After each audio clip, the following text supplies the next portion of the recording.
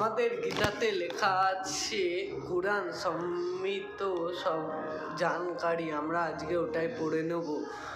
আগে আমাদের ভগবান শ্রীকৃষ্ণ লিখে গেছে, বালি নামের একটি ব্যক্তি, তার নাম বালিচর ওষুধ ছিল, সে লিখেছিল প্রথমে সে কৃষ্ণ নাম জপতে বা রাম নাম জপতে সে মরা মরা বলে জপিত।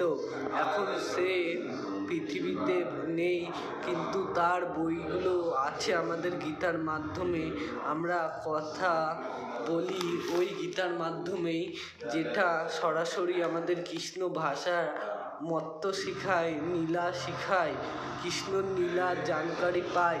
199-80 পেজের মানেগুলো জেনে নিতে চাইলে সেই বইটি পড়তে হবে। গীতা ভগবতী নারায়ণী লিখিত গীতা।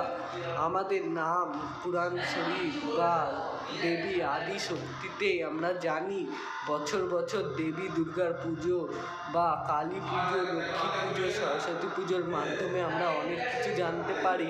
বিদ্যার দেবী সরস্বতী। কার্তিক আমাদের শিখিয়ে দিয়ে যায় ছেলে হয় কেমন, গণেশ শিখিয়ে দিয়ে যায় মায়ের মত্ত কী, বাবার মত্ত কী।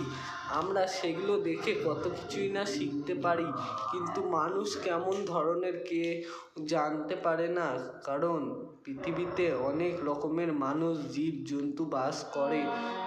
যে মত্ত হয় কৃষ্ণ প্রেমে সেই কিন্তু পৃথিবীতে ঠাঁই পায়। প্রথম 1 নম্বর অধ্যায়, দ্বিতীয় অধ্যায়, আমরা চলে এসেছি দ্বিতীয় অধ্যায়ে। আদিযুগ কলিযুগ, আদিযুগ কলিযুগ।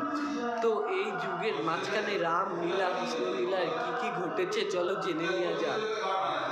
জেনে নিতে আমরা অনেক কথাই পারি, কিন্তু আমরা কি টাইম দিই গীতা বইকে বা কোনো পড়াশুনোর বইকে আমরা টাইম দিই না। তো চলো না একটু মুখের মাধ্যমে জেনে নেওয়া যাক।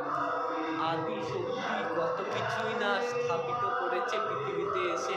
তার জন্ম কি করে হলো আদি শক্তির, আমরা কি জানি আগেও? চলো জেনে নেওয়া যাক, একটু মনটা খুলে শুনে নেওয়া যাক। কণ্ঠতেই তো আমরা শুনতে পারি, কি আছে, না শোনার তো কিছু নেই। চলো তাহলে দেবীর কি করে স্থাপিত হলো। তখন দেবতা কুলে অসুররা তাণ্ডব করছিল, তখন মহাদেব মা কালীকে সৃষ্টি করলো আর আদি শক্তিকে সৃষ্টি করলো। কারণ মা रक्त बीज नामेर ओषुध के नहीं मार पाई, उसके लिए